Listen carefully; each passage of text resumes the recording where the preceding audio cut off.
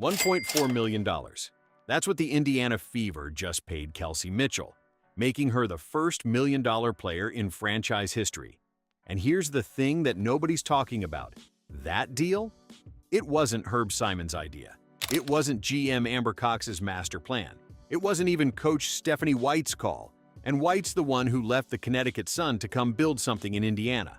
It was Caitlin Clark's. And Mitchell was just the beginning.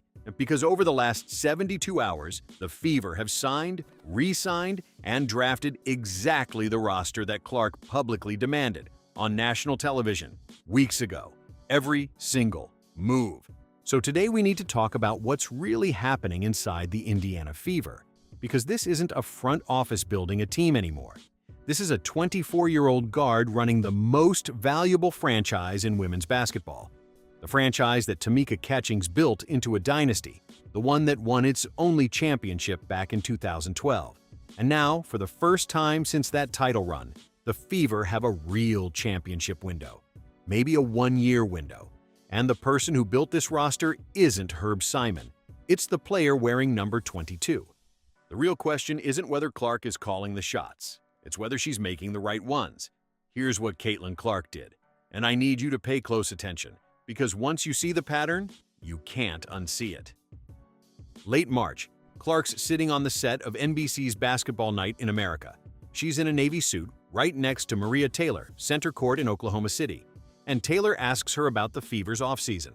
Now, most players in this situation give you the corporate answer. We trust the front office, whatever the team decides. You know the drill. Clark didn't do that. She looked straight into the camera and said, "Our first priority is to sign Kelsey Mitchell back. She was first-team All-WNBA last year. She's my running mate in the backcourt. Not, I hope we can keep her. Not, it'd be nice." She said, "Our first priority," like she's the one making the decision. And then she went further. She said, "I think we're going to be the favorite to win it all." Adds a little pressure, but that's what you love about it. 2 weeks later, Mitchell signed a one-year, $1.4 million supermax deal. Exactly what Clark asked for. Done. But that was just move number one. Move number two. Lexie Hull. Hull averaged 7 points a game last season. But she's Clark's closest friend on the roster. They're inseparable. And when Hull became a restricted free agent, people wondered, will the Fever let her walk to save cap space? Hull answered that question herself in a TikTok video.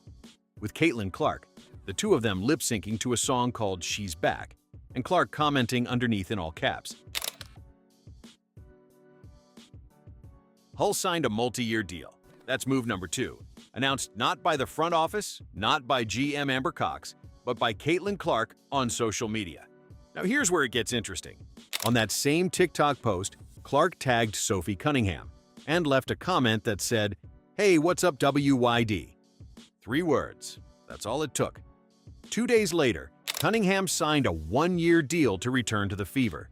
The woman they call Spicy Sophie, who tore her MCL last season, who was an unrestricted free agent who could have gone anywhere, came back because Caitlin Clark asked her to, publicly, on the internet.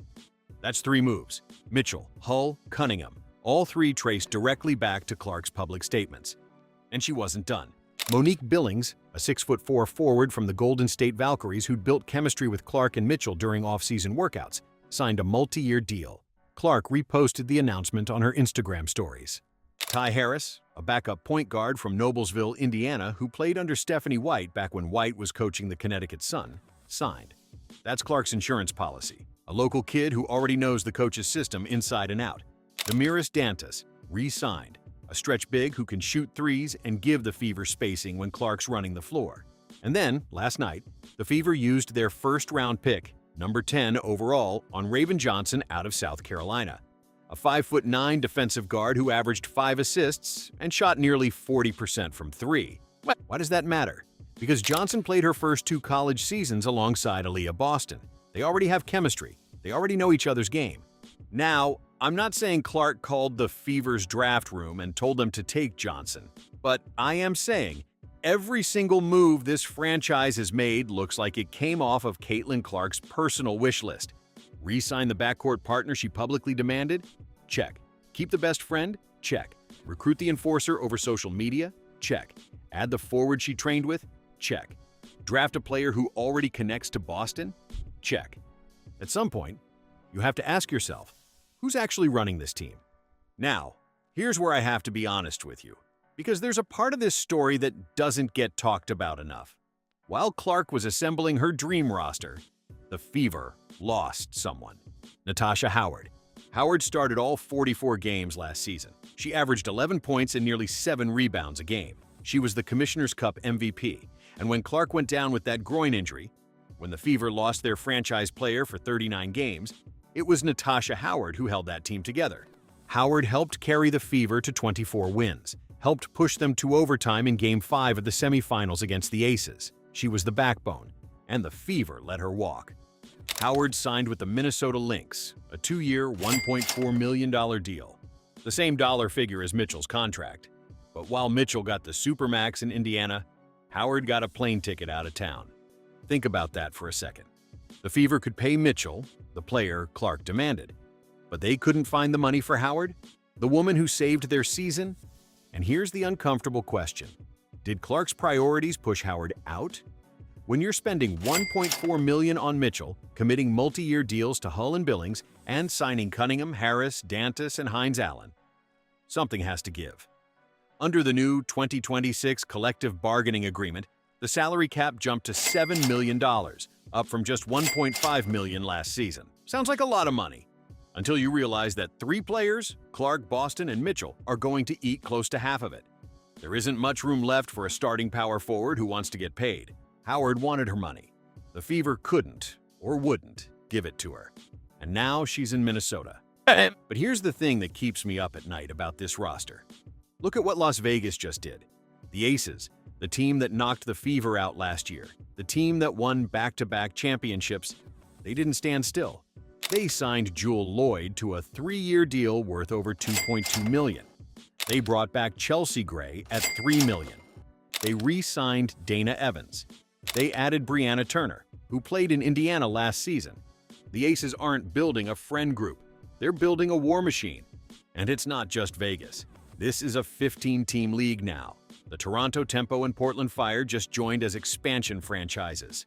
Toronto already signed Marina Mabrey and Brittany Sykes to the first million-dollar backcourt in WNBA history. Sandy Brondello is coaching that team with something to prove. The league got bigger, deeper, and more dangerous overnight. And the Fever? The Fever kept the band together. Same core, same chemistry, same players that Clark wanted, just with better contracts. Now, maybe that's enough.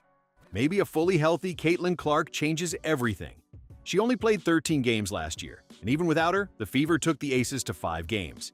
If Clark's averaging her usual 9 assists, and Boston keeps developing that outside shot she worked on at Unrivaled, maybe this roster is deeper than it looks on paper.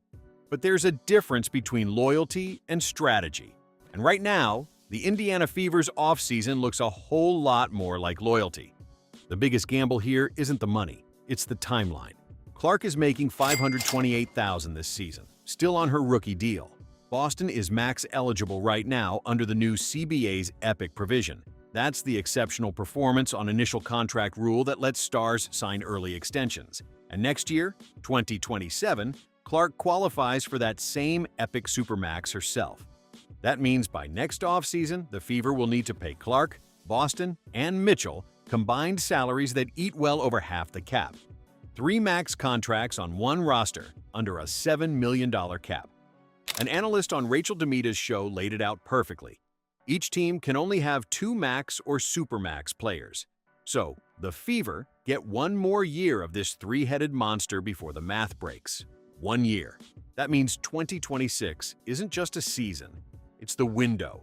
The only window where Clark, Boston, and Mitchell can all be together at these numbers. After this year, someone has to go, or someone has to take less. And that's what makes Clark's power play so fascinating. She didn't just assemble a roster, she created a 1-year championship or bust situation. If this team doesn't win it all in 2026, then the roster she built, it was never meant to last. So here's the bottom line. Caitlin Clark went on national television and told 67 million Fever fans exactly what the front office should do.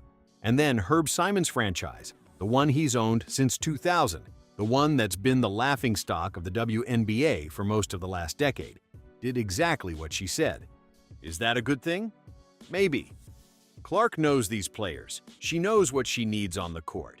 She's not some random celebrity making demands. She's the most talented player in the league, and she just built a roster designed to maximize her own game. But there's a risk. The risk is that loyalty isn't the same thing as winning. The risk is that Natasha Howard was the piece they actually needed, and they chose friendship over frontcourt depth. The risk is that the Aces are loading up while the Fever are running it back. And the biggest risk of all? If this roster doesn't deliver a championship in 2026, then Clark's fingerprints are all over the failure. She wanted this team. She got this team. Now, she has to win with it. The season opens May 9th. Dallas comes to Gainbridge Fieldhouse, and for the first time since Tamika Catchings raised that trophy in 2012, the Fever have a roster built to win it all. The difference? That roster belonged to the franchise. This one belongs to Caitlin Clark.